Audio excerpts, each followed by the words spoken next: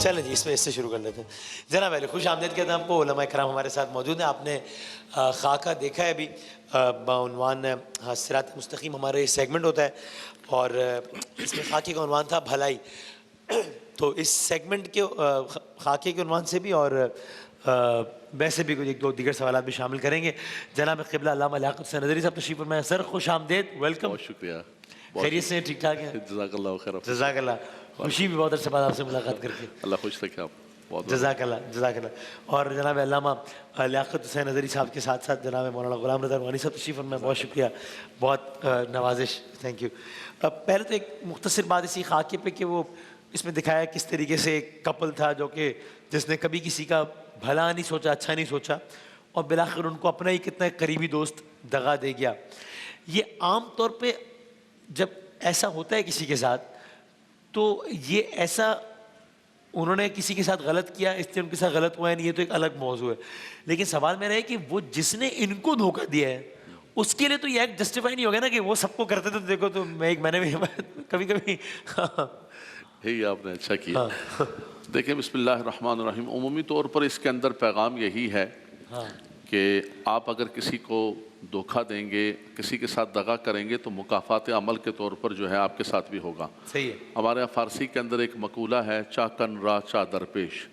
اصل تو یہ ہے چا کندہ را چا درپیش, تو اس کو مختصر کر کے کہتے ہیں چا کن را چا درپیش. یعنی جو کسی کے لیے کنواں کھودتا ہے وہ خود کنویں کے اندر گر جاتا ہے. صحیح ہے. تو انسان کسی کو دھوکہ دے گا, کسی کے ساتھ برا کرے گا تو مکافات عمل لوٹ کر اس کے ساتھ آئے گی. اور یہ جو آگے والے نے آپ نے فرمایا دھوکہ دیا ہے تو یہ بھی بچ نہیں سکے گا. یہ نہیں کہ ایک بندہ غلط کر رہا ہے تو آپ کہیں جی میں اس کے ساتھ غلط کروں گا, آپ اپنے کیے کا انجام پائیں گے.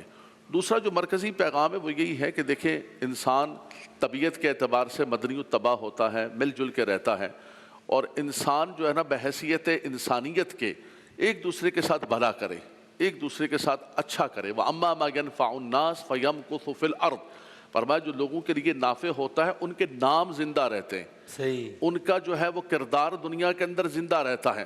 تو اس اعتبار سے اللہ کے نبی صلی اللہ علیہ وسلم نے فرمایا خیر الناس من ينفع الناس. فرمایا تم میں سب سے اچھا وہ ہے کہ جو دوسروں کے لیے نافع ہو. خیر الناس من انفع الناس, دوسرے لفظ ہیں جو دوسروں کے لیے نفع بخش ہو. تو آپ اگر کسی کے ساتھ اچھا کریں گے, ارحموا من فی الارض یرحمکم من فی السماء, تم زمین والوں کے ساتھ اچھا کرو, مہربانی کرو, آسمان والے تم پر کرم اور مہربانی فرمائیں گے. اور انسان کی بھلائی یہی ہے کہ معاشرے کے اندر دوسروں کے حقوق ادا کرے. جہاں اللہ کے حقوق, ہم تسبیحات پڑھتے ہیں, کلمات پڑھتے ہیں, یہیں پر بات ختم نہیں ہوئی. وہ رب تبارک و تعالیٰ کے حقوق ہیں, رب کے بندوں کے حقوق. جیسے اس میں ذکر کیا گیا کہ والدین کو نہیں وہ پوچھ رہا ہے, رشتہ داروں کو نہیں پوچھ رہا ہے. اچھا یہ بھی ایک ٹرینڈ چل گیا کہ جن کا حق ہے, جن کا حق قرآن نے کہا, اسلام نے کہا, ان کو ہم چھوڑ کر نئے اجنبی دوست بنا رہے ہیں. اچھا ہمیں لگتا یہ ہے کہ شاید یہ ہمارے بہت پیارے دوست ہیں, یہ رشتہ دار بہت گندے بچے ہیں, ویری نوٹی, اور یہ جو آئے ہیں یہ جو نئے ہمارے بنے ہیں یہ بہت اچھے قسم کے لوگ ہیں. اور رشتہ داریوں کے اندر بھی ہم یہ کرتے ہیں, جیسے خاندان سے کوئی رشتہ آتا ہے نئے نئے پھپھو کا بیٹا ماں نئے یہ. اچھا وہ چونکہ دیکھے بھالے ہوتے تو ان کو ایسا لگتا ہے کہ حالانکہ حقیقت یہ ہے کہ ان کا اچھا ہے کہ برا ہے آپ کے سامنے.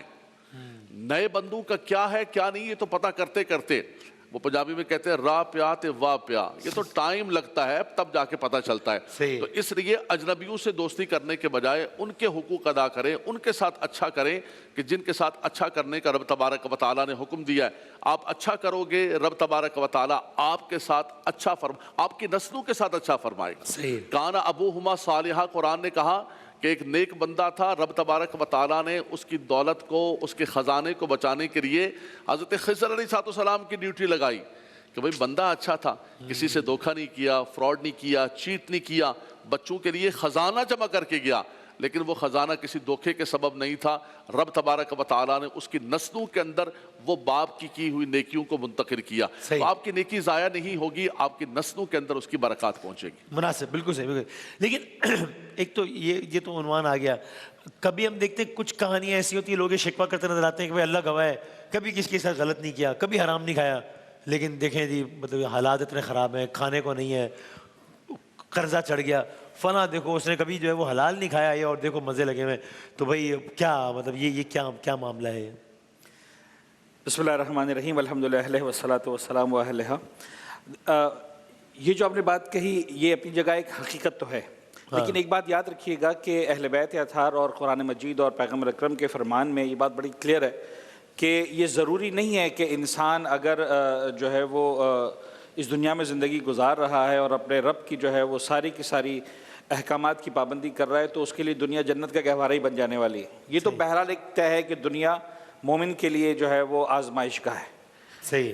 اور اس کا ایک بڑا خوبصورت واقعہ ہے. امام حسن مجتبیٰ جو ہے وہ ایک دن علیہ السلام گزر رہے تھے تو ایک یہودی نے سوال کیا ان سے کہ بھئی آپ کی جد کا فرمان ہے کہ دنیا جو ہے وہ مومن کے لیے تکلیف ہے اور جو ہے وہ مصیبت گاہ ہے اور کافروں کے لیے جو ہے جنت ہے، جبکہ میں دیکھ رہا ہوں کہ میں یہاں اتنی تکلیف کے اندر ہوں اور آپ بڑے آسانی اور آسائش کے اندر ہیں.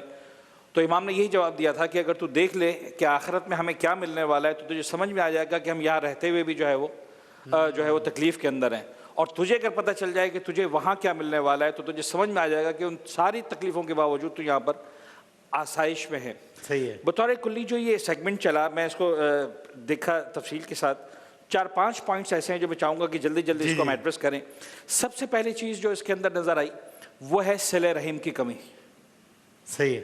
یعنی یہ انتہائی خطرناک بات ہے کہ انسان جو ہے وہ زندگی کے کسی بھی مرحلے پر آ کر رشتہ داروں کے ساتھ، بھائی بہنوں کے ساتھ، ماں باپ کے ساتھ قطع تعلق کرے. صحیح. یہ بدترین چیز ہے. اور عمومی طور پر قرآن اور پیغمبر اکرم کے فرامین کے اندر یہ بات بہت کلیئر ہے کہ اگر آپ رشتہ داروں سے قطع تعلق کرتے ہیں 2 نتائج ایسے ہیں جو آپ کو ضرور ملتے ہیں. وہ کیا؟ نمبر 1 آپ کے رزق میں کمی آتی ہے، نمبر 2 آپ کی عمر میں کمی آتی ہے. اچھا. یہ طے شدہ چیز ہے. یعنی اگر آپ چاہتے ہیں کہ آپ کے مال میں اضافہ ہو اور آپ چاہتے ہیں کہ آپ کی عمر میں اضافہ ہو، آپ کو رشتہ داروں کے ساتھ، ماں باپ کے ساتھ، بھائی بہنوں کے ساتھ اچھا سلوک کرنا ہے. صحیح. صحیح. دوسری بات پڑوسیوں کی ہے کہ جو ہے وہ آپ اتنا برے بن جاتے ہیں کہ پڑوسی بھی آپ کے ساتھ روابط رکھنے کو تیار نہیں ہے. امیر کائنات مولا امیر علیہ السلام کی جو وصیت ہے 19ویں رمضان کو ضربت لگنے کے بعد، اس کے اندر ایک جملہ ہے کہ خدارہ پڑوسیوں سے خبردار. مسلسل تمہارے جد، یعنی اپنے بیٹے حسن حسین کو وصیت کرتے ہوئے فرماتے ہیں مسلسل جو ہے وہ آپ کے جد پیغمبر اکرم حضرت محمد مصطفیٰ صلی اللہ علیہ وسلم پڑوسیوں کے بارے میں فرمایا کرتے تھے ما زال یوصی بہم حتی ظننا انہ سیورثہم. اتنا وصیت کرتے تھے کہ ہم سمجھتے تھے کہ وہ وارثوں کی فہرست میں ان کا نام لکھ دیں گے. تیسرا پوائنٹ بد اخلاقی. پیغمبر اکرم جو ہے وہ خود فرماتے ہیں انما بعثت لاتمم مکارم الاخلاق. حضور نبی پاک وہ یہ نہیں فرما رہے کہ میں اس لیے آیا ہوں کہ نمازوں کو کمال پر پہنچاؤں، روزوں اور عبادتوں کو کمال پر پہنچاؤں، میں اس لیے آیا ہوں کہ اخلاق حسنہ کو کمال پر پہنچاؤں. لیکن ان سارے کے سارے ایپیسوڈز کے بعد ایک چوتھی چیز جو آخری 5ویں 2 چیز اور ایک چیز جو نظر آتی ہے کہ بہرحال جیسی کرنی ویسی بھرنی، جو قبلہ نے کہا صحیح. چاہ کرنا چاہ در پیش. آپ کسی کے لیے گڑھا کھودیں گے ڈیفینیٹلی ممکن نہیں کہ آپ اس کے اندر نہ گریں. بچ پائیں آپ. صحیح. لیکن اس پورے ایپیسوڈ میں جو مجھے ایک بہت ہی زیادہ انسپائریشن لگا اس کے اندر وہ یہ ہے کہ الٹیمیٹلی اگر آپ کو مرنے سے پہلے احساس ہو جاتا ہے اور آپ جناب علی اس کا احساس کر لیتے ہیں اور آپ سوری کر لیتے ہیں تب بھی آپ کی جیت ہے. صحیح ہے. صحیح. یعنی یہ ایک بہت بڑا پازیٹیو پوائنٹ ہے کہ الٹیمیٹلی پروردگار عالم خود یہ کرم کرتا ہے کہ دنیا میں جو ہے وہ اس کا مکافات اس طرح سے ہو جائے کہ انسان کو احساس ہو جائے اور وہ آخری لمحات میں بھی اگر راہ راست پر آ جائے تو پروردگار جو ہے وہ کریم ہے. انسان کو جس دن دیکھیے غلطی کرنا عیب ہے، اس میں کوئی شک نہیں ہے، غلطی پر ڈٹے رہنا اس سے بڑا عیب ہے. صحیح. جس دن احساس ہو جائے اس سے پیچھے ہٹ جائے. بالکل صحیح. مناسب. بالکل صحیح. بس یہ قبلہ جاتے ہوئے اب یہ ایام جو ہے وہ فتح مکہ سے ہی منسوب ہے، شاید حضرت علی سے ہی منسوب ہے، اس پہ آگے بات کریں گے آنے والے دنوں. تو یہ آپ اس میں بتائیے گا یہ جو ہم فتح مکہ کی جو پوری داستان ہم سنتے ہیں اس کے پیچھے یہ ایک تو یہ واقعہ تو ہے اور اس کے پیچھے اور کیا، یعنی اس کے پیچھے سبق کیا چھپے ہوئے ہیں؟ یہ کس طریقے سے سرکار دو عالم نے وہ لوگ جن کے ہاتھوں اتنا پریشان ہوئے کہ ان کو مکہ ہی چھوڑنا پڑا، اب جب اللہ تعالیٰ نے آپ کو اس انداز سے فاتح قرار دیا کہ بالکل شان و شوکت اور منظر نامہ ہی الگ ہے، لیکن آپ نے سب کو بس لا تثریب علیکم اليوم. جی ہاں بالکل. فتح مکہ جو ہے ایک تو عقائد و جہاں صلی اللہ تعالیٰ علیہ وسلم کی جو جہد مسلسل ہے کہ 10 سال پہلے آپ مکہ مکرمہ کو اتنی مشکلات کے اندر چھوڑتے ہیں. مدینہ شریف کے اندر بھی بدر، احد، احزاب، ساری کی ساری خندق، ساری چیزیں واقع ہوئیں اور اس کے بعد صلح حدیبیہ جو لاسٹ چیز ہوئی اور اس معاہدے کو اتنی مشکل حالات کے اندر اور مشکل شرائط کے ساتھ کیا. لیکن صلح حدیبیہ کے ساتھ ہی رب تعالیٰ نے فرمایا انا فتحنا لک فتحا مبینا لیغفر لک اللہ ما تقدم من ذنبک وما تأخر وَيُتِمَّ نِعْمَتَهُ عَلَيْكَ وَيَهْدِيَكَ صِرَاطًا مُسْتَقِيمًا وَيَنْصُرَكَ اللَّهُ نَصْرًا عَزِيزًا. وہیں پر بشارت مل گئی کہ یہ कमज़ोरी नहीं है बल्कि अल्लाह तबारक व ताला इसका नतीजा क्या अता फरमा रहा है। फिर आपने जैसे जिक्र किया कि ये एक वाक़या है, लेकिन इस वाक़े के अंदर आप ये देखें कि जितने दुनिया के मुलूक हैं, बादशाह हैं, फ़ातिहीन हैं, उनका मिजाज ये रहा है कि वो जब फ़ातिह बन के दाखिल होते हैं तो खून की नदियाँ बहा देते हैं, कहते हैं मैं चुन चुन कर इंतकाम लूँगा। कुरान खुद कहता है कि इन्नल मुलूक इज़ा दखलू क़रयतन अफ़सदूहा वजअलू अइज़्ज़त अहलिहा अज़िल्ला, कि जितने बादशाह हैं जब वो फ़ातिह बन के दाखिल होते हैं तो वो इज़्ज़त वालों को ज़लील करते हैं, सरों का जो मीनार बना देते हैं। लेकिन आका दो जहां सल्लल्लाहु अलैहि वसल्लम उस ऊँटनी पर बैठे हुए और सर बार बार आजिज़ी की वजह से नीचे लग रहा है। इदा जा नसरुल्लाहि वल फतह व रअयत अन्नास यदखुलून फी दीनिल्लाहि अफ़वाजा फसब्बिह बिहम्दि रब्बिका वस्तग़फिर इन्नहु कान तव्वाबा। वसीम भाई, ये हमें भी ये जो हम जश्न मना रहे होते हैं 14 अगस्त का या कोई जश्न, हमने भी जश्न का जो मनाने का जो मिजाज और तबीयत बना ली है, हमें भी ये सोचना चाहिए कि कुरान जो कहता है जश्न मनाओ, फ़तेह मक्का है, लेकिन फरमाया कि वो भी अल्लाह की हम्द और तस्बीह के साथ। और दूसरा जो आपने मरकज़ी इशारा किया कि जब सब सर नीचे हैं और सब लोग अपने अंजाम को देख रहे हैं कि अब हमारे साथ क्या होगा, तो अल्लाह के नबी सल्लल्लाहु अलैहि वसल्लम ने फरमाया कि क्या गुमान करते हो? फरमाया अंत करीमुन वब्नु करीमिन, आप खुद भी करीम हैं, करीमों की औलाद हैं। फरमाया कि आज मैं तुम्हारे साथ वही मामला करूंगा जो यूसुफ अलैहिस्सलाम ने अपने भाइयों के साथ कि ला तसरीब अलैकुमुल यौम अंतुमुत तुलका, फरमाया जाओ तुम सबको मैंने माफ़ किया, कोई नदामत नहीं, कोई शर्मिंदगी नहीं। फरमाया जो घर के दरवाजे बंद कर ले, जो फरमाया कि खाना काबा के अंदर आ जाए, अबू जहल का बेटा इकरमा बिन अबू जहल जिन्होंने इतना सताया, फरमाया कि मेरी निशानी लेकर जाओ और उसको भी वापस लेकर आओ। तो ये भी हमें ज़िंदगी के अंदर, अमली ज़िंदगी के अंदर ये पैगाम मिलता है कि इंसान को अगर कभी कुर्सी मिल जाए, इक़्तिदार मिल जाए, क़ुव्वत मिल जाए, ताकत मिल जाए, तो ये कमाल नहीं है कि इंसान इंतकाम चुन चुन के ले, जैसा हमारी रविश है कि एक इंतकाम लेता है फिर दूसरा इंतकाम लेता है। वो तो खैर आपका खास टॉपिक है, उस तरफ मैं जाना नहीं चाहता हूँ, आपके एरिए के नहीं मैं नहीं दाखिल होना चाहता हूँ, लेकिन ये ना करें। पहिया घूमता रहता है, तिलकल अय्याम नुदाविलुहा बैनन्नास, कभी कोई ऊपर है कभी कोई नीचे है।